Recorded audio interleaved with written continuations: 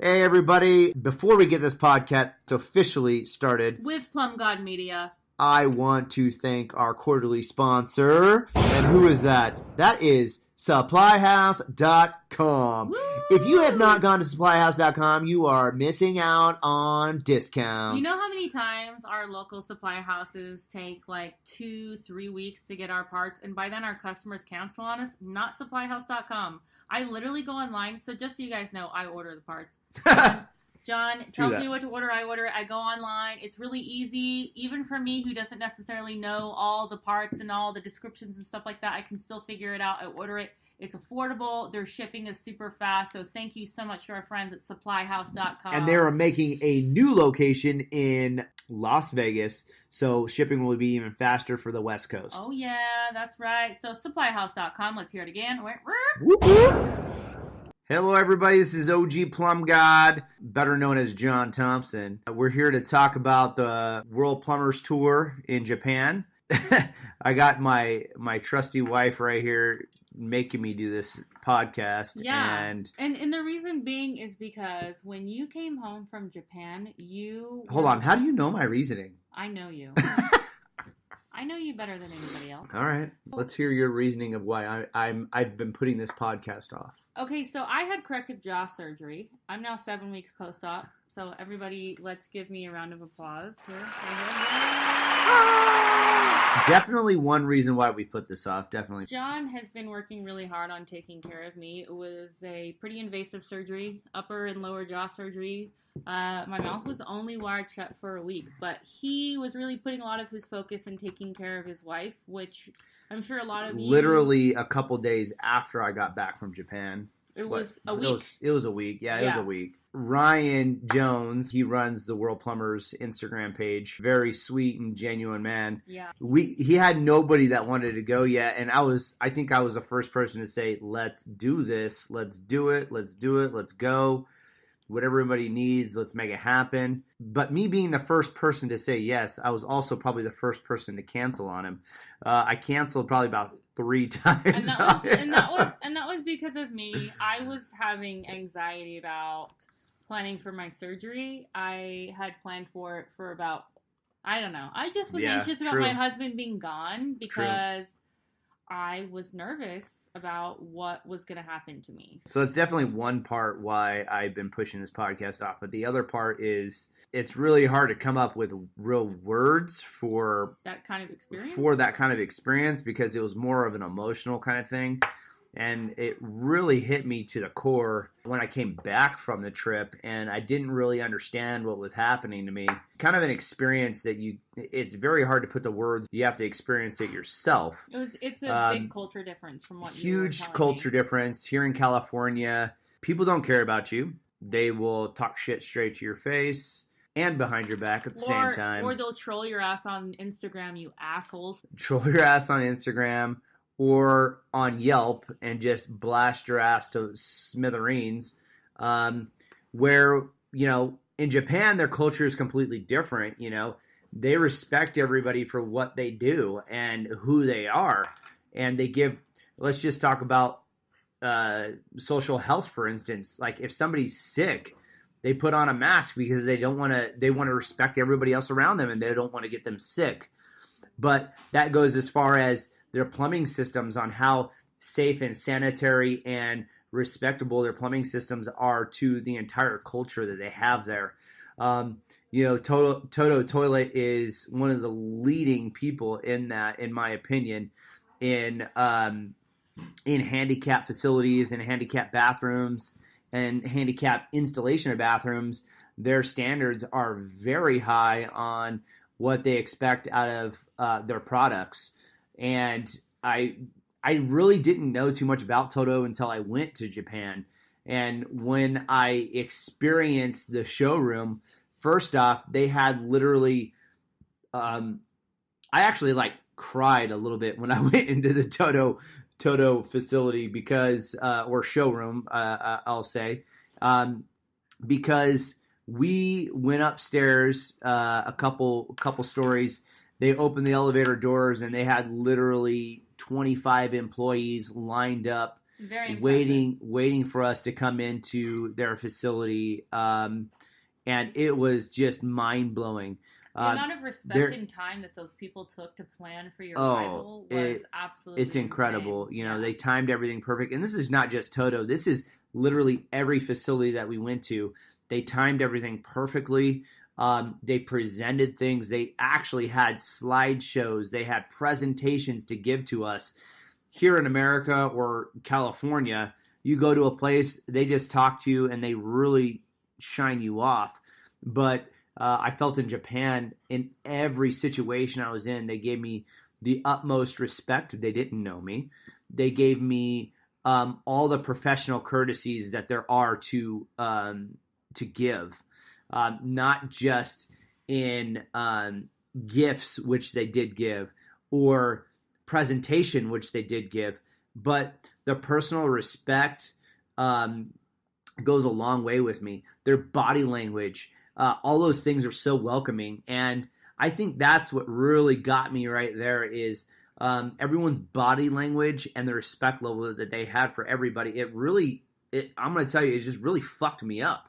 It really fucked me up when I got off the airplane. Because you realized how different we live our lives here. Totally, 100% different. And the socialization here, like everyone thinks everyone's a goddamn enemy. And over there, in my opinion, from what I felt in my heart and soul, and it's the complete opposite. They give each other the respect until it's not wanted anymore, or they didn't earn it anymore, you know, or until they broke it. You get it until you break that respect, and then, you know, it's remarkable the difference that I saw. I literally had panic attacks for 2 weeks after I got back from Japan because I really couldn't understand the society that I was living in and that my family was living in, and that I let them endure as well as myself. It really threw me for a loop. But let's get back to a little bit about the plumbing talk. Ryan Jones is just Brockway Jones is his name on Instagram. If you guys don't follow him. He runs the World Plumbers. He runs World Plumbers page, but he also has very great photography. He's one to showcase very beautiful pictures of not just of plumbing but landscaping around his work. He's a hardworking family man. Very hardworking family man. And right now he's going through a huge change in his life, moving to Costa Rica and taking on a whole new chapter in his life. And I'm actually really proud of him for that, because let's face it, not all of us have the courage to change environments and move somewhere else that you have no idea about, especially when you have to take a plane and a boat to get there and ship all your stuff that you've acquired for 35 years and get it over there. I mean, that's a lot of work. Ryan organized it. Who else went along with you? Ryan and Mamoru, him and Shinji were the ones that set up everything in Japan. Without Shinji, this would have never happened. Shinji is Mamoru's best friend, and I definitely see it. When I first met them both, I'm like, they're brothers, no doubt, through thick and thin. I can see it. I felt it in everything that they did, that they were connected, you know. And I'm envious of that kind of relationship because, like I said, in California, we, you know, kind of everyone's your enemy, and that just goes to show with me and Art Plum Dog 213's relationship. You know, he mentioned to me that he was nervous to meet me, and I'm like, what? You were nervous to meet me? He's like, yeah, man, like, I was just intimidated by your videos and by what. I'm like, what, Art? I'm intimidated by your stuff, man. Like seriously. He, you know, I was like Art, you know, I was super intimidated by him because he's Plum Dog. Art is Plum Dog, yes. Plum Dog 213, is that 213, it? 213, yeah. All right, yep. Look at me. From LA. I've met him a couple times at PHCC in Long Beach. He's a sweetheart. I really like him a lot. Totally is. He's an amazing family man, and all he wants to see is greatness that come out of every single human being.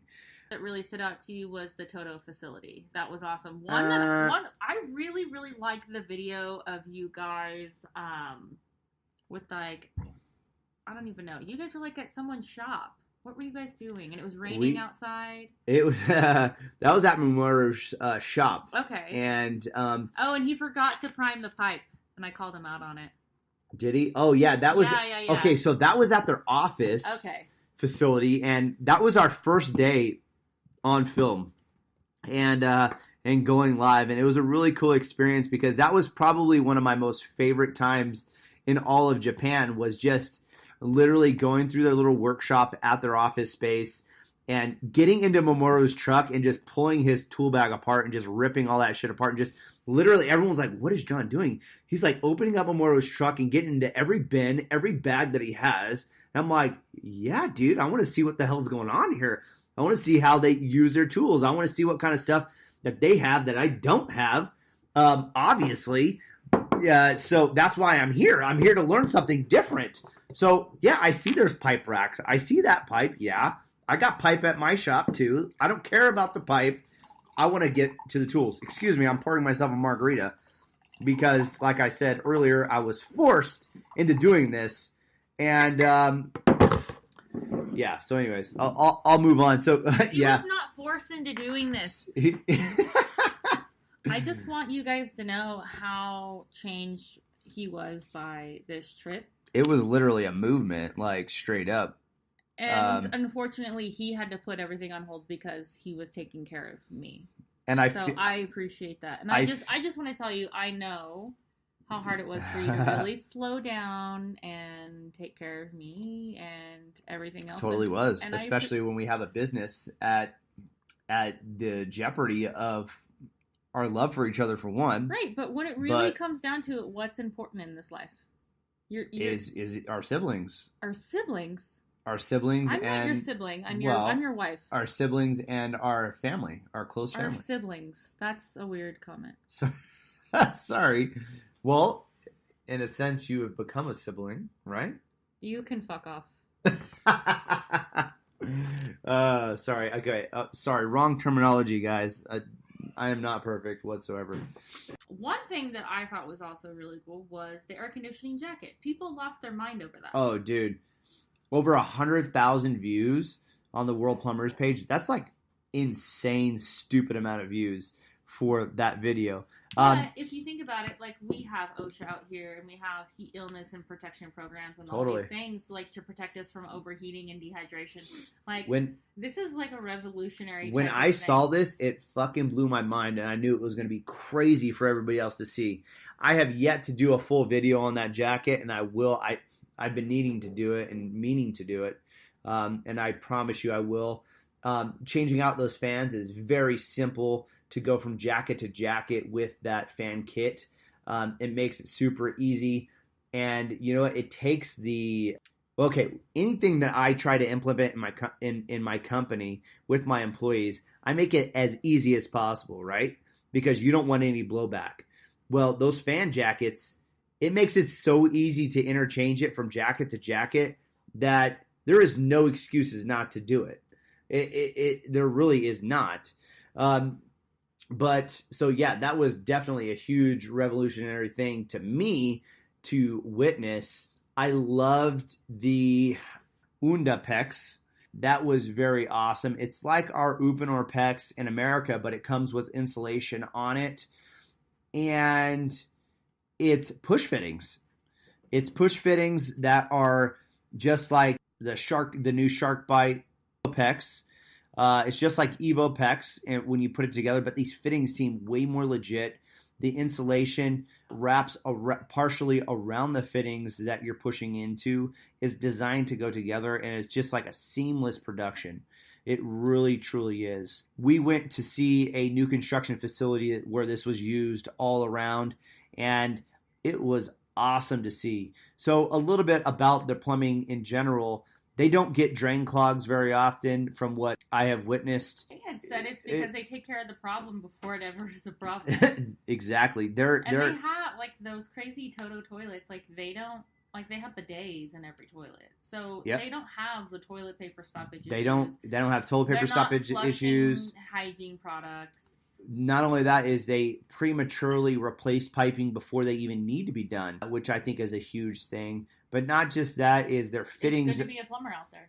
It totally is. For all the proactive customers. Yeah, their fittings are designed different than here in the United States too, where I will have a sweeping 90, which we call a combi with a tie-in through the backside of that 90.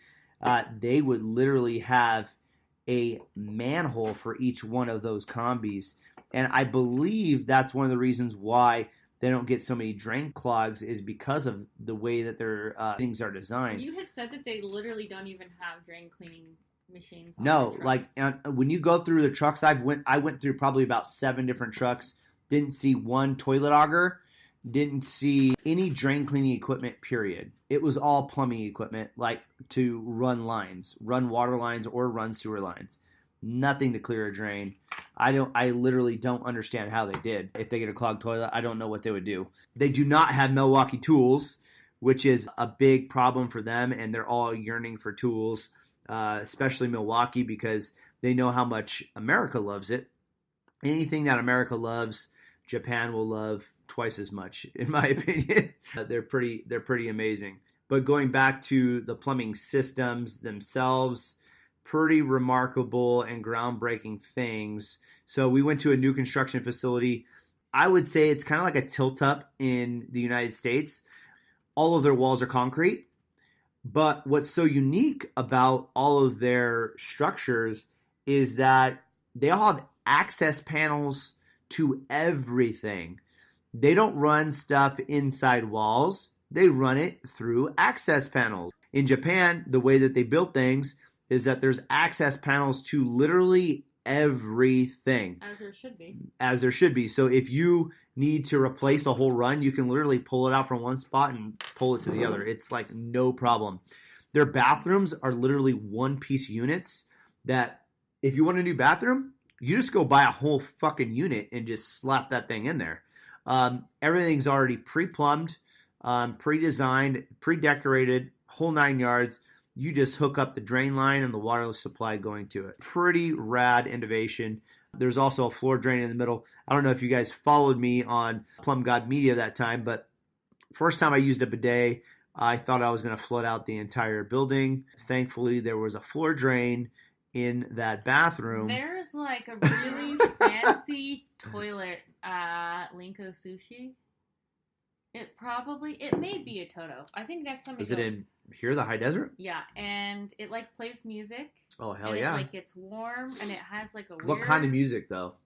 I don't know. I'm like too apprehensive to use it because I just feel like it's not clean. It's probably like ambience music. It's cleaner than any other toilet you've been to, I'm sure. It has like some weird like plastic thing like around like the toilet seat. Word, yeah. And I'm like, this plastic is not rotating. Everyone's ass is sitting on this plastic. Totally. It's weird for me. Probably like 10 different buttons on it with like different functions, and I'm pretty sure it has the bidet feature in it. Yeah, I didn't see Next time we go, I'll have you I'll check it out. You'll go in there with me and we'll be weird. We'll figure it out. I'll read their Japanese. I won't. I'll use Google Translate. Yeah, we'll be a weird plumbing couple and like check out the toilets at the sushi bar. So there are some crazy innovations. One, the PEX system is really cool. Their drainage system is really radly designed. They do not have backflow devices. What they do have is storage containers outside big complexes that could be a potential hazard, and they'll have check valves. They won't have backflow devices. They will have check valves. What those storage containers do, those storage containers hold the water, and they also get tested every month. They get tested for chemicals, bacteria, but those containers also have to be drained and cleaned on a maintenance program to ensure safety of the entire civilization. Now, when we talked about these backflow situations, the way we kind of talked about it is like people just wouldn't make a cross connection because they care about everybody else. Like that's literally how it came across. Oh yeah. Like people, they're like, why would you have to do that to begin with? Why would you have to do that to begin with? Because our people aren't. I felt like our people aren't stupid enough to do that. I'm like, okay, well, in California and the United States, we are stupid enough to create a cross connection that will poison and kill our entire city. So that is why we have to have cross prevention programs. So that was kind of cool. Let's see what else. So Toto Toilets, one thing that I did not know about them is their sanitizing aspect of their water systems. They'll take the incoming water supply and ionize the water to sanitize anything and everything. So I saw literally a kitchen sink that had a separate faucet on it that you wash your dishes, clean it with soap, and then you put it under the sanitizer, and it will prohibit there's actually two different kinds of sanitizers. There's silver sanitizer and then their actual sterilization, which that system is mainly designed for medical facilities. The silver solders for less intrusive activity. So what about when you went to the Norwich facility? One thing I thought was really cool is that they had those magnetic sensors for the stoves. Oh, safety. Anything in Japan it thinks above and beyond any safety regulations that the United States has. They prevent before anybody thinks about it, and they have safety valves for everything. Just for the stove, for instance, they have these magnets. Actually, this is a Norwich, which is kind of threw me for a loop. This is a Norwich facility that had other appliances, and these appliances were a stove. This is what I'm talking about. They had magnetic buttons to turn on and off the stove, and you can remove that magnet. Let's say you're going to work. I'm just going to throw this out there. You're leaving your 11-year-old son at the house, and you remove the magnet so he can't turn on the stove. Let's just say for some reason he was able to put a magnet on there, one that he found somewhere. He puts it on the stove and is able to activate the stove and turn it on. Well, if he does not have a pot on the actual stove, it will not ignite as well. So there's two safety mechanisms there. And I just thought that was really cool, especially for over paranoid mothers, which they're all over the world. Men, we're more like, hey, let them burn themselves and learn, right? So one person that we haven't talked about is baby boy Terrence. Terrence owns Impetus Plumbing. He's a young lad. What did you just call it? Impetus Plumbing. Like impotent? Yeah, like impotent. He gets made fun of all the time. That's why you call him baby. Well, we call him baby boy because he's shorter than everybody, and he's younger than everybody. Impetus. But what does impetus mean? I don't know. You should ask him. I FaceTime him right now. I will FaceTime him. Give me your phone. I'll FaceTime him right now. Kind of funny, but we call him baby boy because he was very immature. Yes, Terrence, you're immature. I have a lot to pay you back for. It's okay. John's immature too, so don't let him. Yeah, no, and believe me. No, your situation was the weird. revenge is not over, brother. No, the situation was weird. He's like, "Oh, I went bar hopping and then I got a massage." I'm like, yeah, "Who the hell goes bar hopping and then gets massages in a foreign country?" I'm sorry, but if anyone else is listening, that's super sketchy and that's questionable. That's a very freaking questionable thing. So I just want to say thank you, Mamoru and Shinji, for putting this on. They were we were booked back to back to back to back. So anybody that thinks that this was an easy trip, it was not an easy trip. We worked for 12 to 15 hours a day, not including the dinners that we had to host afterwards. So, the leading sponsors of that day's events, they would take us out to dinner. And believe me, they would want a show. They would want some kind of pay for what they put out for us. A lot of these companies put a lot on the line to have us out there and to host us. And so when it was dinner time, we definitely tried to have a great night with them and great evening. Thank everybody involved in everything because, like I said, the courtesy and the love and respect that they gave to us was just overwhelming that I don't think I'll ever get in for the rest of my life, possibly. Maybe when I die, but I may not be aware of the respect that I'm given. Those are all just hopes, though, right? You never know what's going to happen when you die. Yeah, because I'm your sister, apparently, so I'm your sibling. Oh, my gosh. I'm sorry for misspeaking. Jesus. So the last day we went to the Buddhist temple and the monks. The Buddhist temple and the monuments. Pretty rad. We caught Art crying multiple times and MIA multiple times because he was having really spiritual moments in those areas. And I think we all had it. John, Life of a Maintenance Plumber, he definitely had his moments where he needed to have his alone time and come to his own senses. Same with Ryan. These monuments and these structures and statues, they just are mind blowing.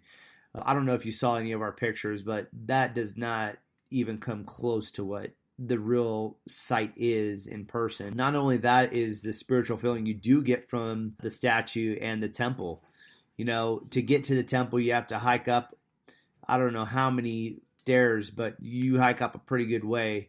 And once you get up there, you see this really amazing stuff. It's really hard to explain unless you're there, but I'm not a big praying man, but when I was up at the temple, believe me, I prayed. My wife would call me back. I gave my thanks to their gods and the skies above me and the opportunity for being there. We actually were there at a pretty tough time because we're there at a very delicate time for their country. And the reason why is because we were about to hit a typhoon. A typhoon was supposed to hit us the first day we were there. And it never came. It just lightly rained, but I definitely heard the sirens and the warnings for it, but we never got hit. A day after we left, we hit a massive earthquake, and it really messed up a lot of the facilities that we went to, and it was really kind of heartbreaking when we heard about those earthquakes. And that was just like a couple days after you left. I think it was a day after we left. Yeah, that was. It hit a major earthquake. Yeah. And a lot of you guys probably heard about that. Bottom line, Japan is just straight up amazing. Their plumbing systems are ahead of anybody's time that I have seen. Their PEX systems, their tools are, they're pretty much the same as what everyone else has. I didn't see any mind-blowing tools. Just an amazing experience, period. And that's kind of why it's been so hard for me to even have this podcast, because of the emotions that I had when I was out there. It's kind of hard to put it to words. So if I paused a little bit throughout this broadcast, I apologize. But, I just want to say thank you again, Mamoru and Shinji, for putting this on. And Ryan from World Plumbers for making it all happen. John, Life of a Maintenance Plumber, love you, man. We had some good times and good moments. Terrence, love you, baby boy. We had great business talks. If you want to learn some business and you want to talk some business, get on that guy's phone and he will just nail you with some awesome info that you need for your business to survive and thrive. And Art Dog. I really feel like I had a great connection with him. And I don't know if it's just because we're both California boys, but he brought out a bunch of Dodgers stuff for everybody. He right? did. He Did he bring In and Out?